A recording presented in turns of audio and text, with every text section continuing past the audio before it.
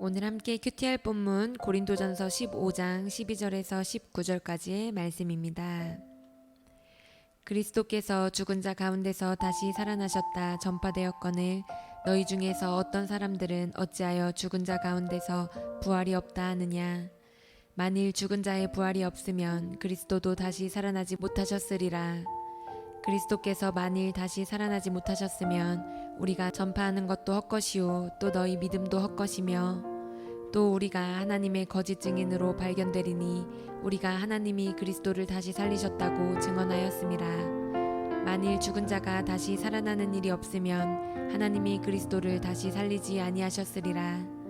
만일 죽은 자가 다시 살아나는 일이 없으면 그리스도도 다시 살아나신 일이 없었을 터이요.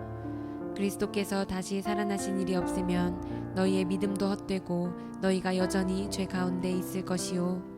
또한 그리스도 안에서 잠자는 자도 망하였으리니 만일 그리스도 안에서 우리가 바라는 것이 다만 이 세상의 삶뿐이면 모든 사람 가운데 우리가 더욱 불쌍한 자이리라. 아멘. 우리는 어제 본문을 통해서 고린도 교회 성도 중 일부가 부활을 믿지 않고 오히려 부활을 부인하고 있다는 사실을 살펴보았습니다. 우리 12절 말씀입니다. 그리스도께서 죽은 자 가운데서 다시 살아나셨다 전파되었거늘 너희 중에서 어떤 사람들은 어찌하여 죽은 자 가운데서 부활이 없다 하느냐. 이 이유는 어제 살펴본 것처럼 헬라의 이원론 사상 때문이었습니다. 헬라의 이원론 사상은요, 영혼은 불멸하는 것이기 때문에 인간의 육체가 죽으면 영은 영원히 산다고 믿었지만 육체는 반드시 썩어 없어진다고 믿는 사상이었습니다. 그래서 육체의 부활은 결코 없다고 단언하는 것이죠. 이 이원론 사상 때문에 당시에는 쾌락주의, 즉 방종주의가 기승을 부렸습니다. 어차피 몸은 썩어 없어질 것이기 때문에 이 땅을 살아가는 동안의 몸은 하고 싶은 대로 마음껏 쾌락을 위해 사용해도 좋다고 생각했습니다. 어차피 다 사라질 것이기 때문입니다. 어쩌면 하고 싶은 대로 하는 삶에 대한 합당한 합리화 핑계를 찾은 것이죠. 교회에도 이 이원론 사상에 영향을 받았고 일부 성도가 세상에 쫓는 쾌락을 쫓고 있었습니다. 그런데 이렇게 육체의 부활이 없다는 이 사상은 정말 위험한 사상입니다. 왜냐하면 이것은 육체의 부활을 핵심으로 하는 기독교의 모든 복음을 파괴하는 사상이기 때문입니다. 그래서 바울은 오늘 본문에서 이 사상이 가진 위험성을 일일이 열거해 주기 시작합니다. 만약에 부활이 없다면 이라는 부정의 가정법을 사용해서 그럴 경우 파생되는 결과를 고린도 교회 성도들에게 낱낱이 보여줍니다. 그 내용을 살펴보도록 하겠습니다. 바울은 이렇게 주장합니다. 첫째, 부활이 없다면 예수님의 부활도 없는 것이다. 즉 예수님의 죽음은 헛된 죽음이다. 13절 말씀입니다.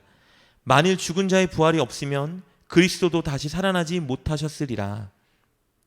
둘째, 그래서 예수님의 부활이 없다면 당연히 바울을 포함한 모든 사도의 복음 전파는 헛된 것이고 그 선포의 결과인 믿음마저도 헛된 것, 즉 쓸모없는 것이다라고 말합니다.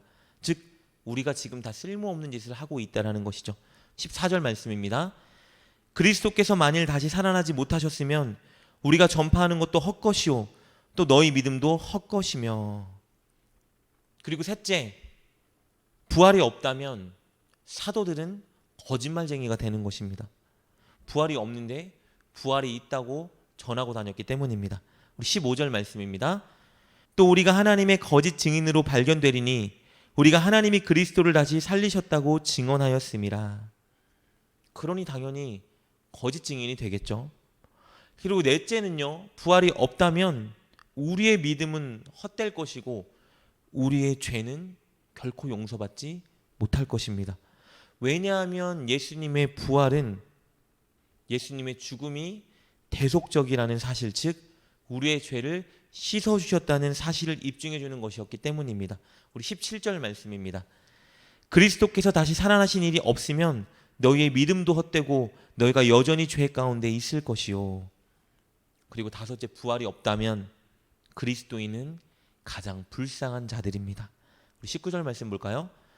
만일 그리스도 안에서 우리가 바라는 것이 다만 이 세상의 삶뿐이면 모든 사람 가운데 우리가 더욱 불쌍한 자이리라.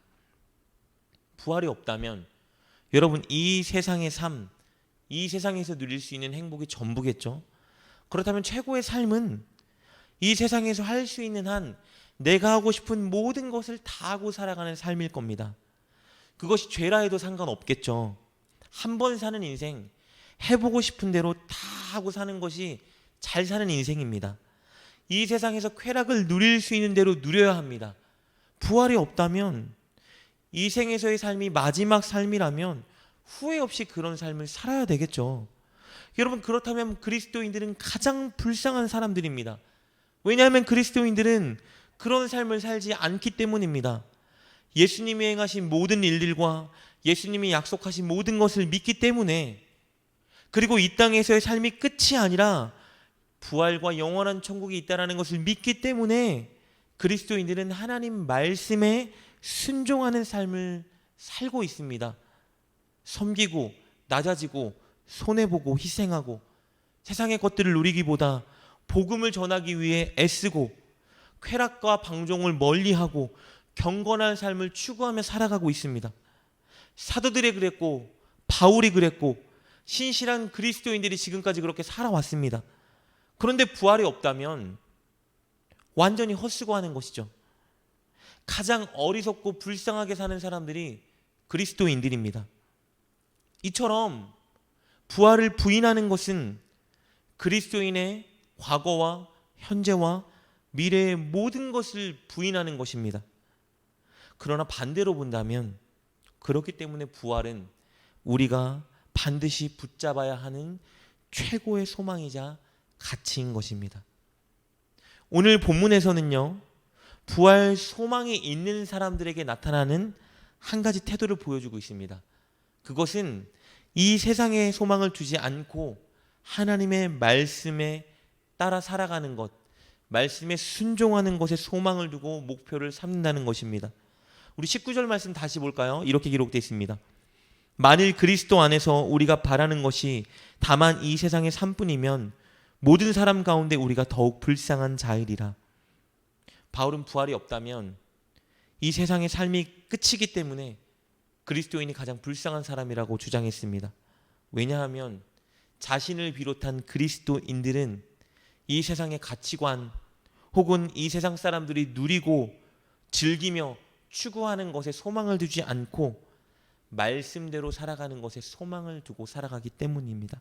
바울과 신실한 그리스도인들은요, 빠른 성공, 큰 부, 인기와 명예를 얻는 일, 그리고 쾌락을 추구하는 일보다 말씀을 따라 사는 일, 그리고 복음을 전하는 일에 우선순위를 두었습니다.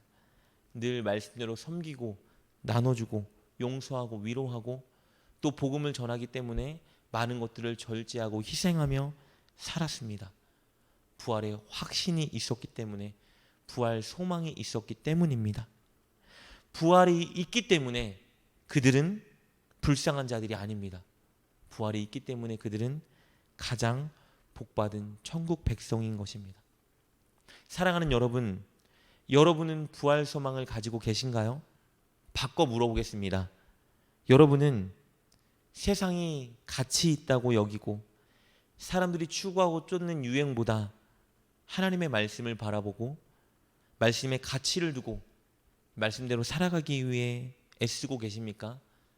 세상의 쾌락보다 즐거움보다 복음이 주는 평안과 안식을 누리고 그것을 전하기 위해서 여러분의 시간과 노력을 투자하고 계신가요? 오늘 바울은 그것이 부활 소망을 가진 자에게 나타나는 모습이라고 우리에게 말해주고 있습니다. 혹시 그런 모습을 잃으셨다면 오늘 다시 기도와 간구를 통해 그 모습을 회복했으면 좋겠습니다. 그 모습은 불쌍한 자의 모습이 아니라 가장 복받은 자의 모습이기 때문입니다. 여러분, 부활은 진리이자 소망입니다. 부활의 진리를 믿고 소망이 있다면 우리는 말씀에 가치를 두고 날마다 말씀대로 살아가는 것에 목표를 두어야 하고 복음 전파에 소망을 두어야 할 것입니다.